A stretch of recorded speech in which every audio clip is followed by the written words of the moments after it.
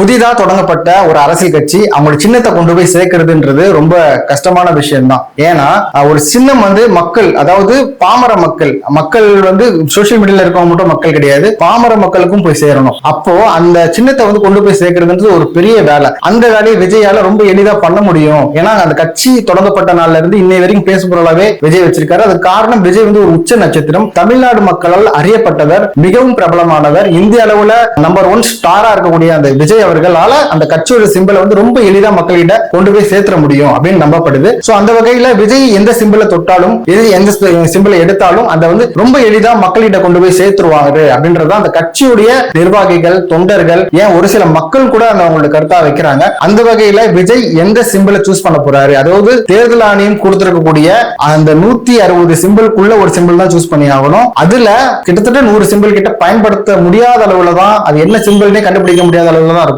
பேர் பாக்குறதுக்கு வேணா அந்த பேர் வந்து அலமாரி, டிவி, ரிமோட், வாஷிங் மிஷின் இந்த மாதிரி சிம்பிள் பேரா இருக்கும். ஆனா பார்க்கும்போது அந்த சிம்பிள் பார்க்கும்போது வந்து நம்ம அது என்னது கண்டுபிடிக்க முடியாது. அந்த மாதிரி தான் அந்த சிம்பிள் ஃப்ரீ சிம்பிள்ஸ் எல்லாம் இருக்கும். அதுல ஒரு சிம்பிளை வந்து சூஸ் பண்ணி தான் விஜய் இந்த எலெக்ஷன் வந்து ஃபேஸ் பண்ணி ஆகணும்.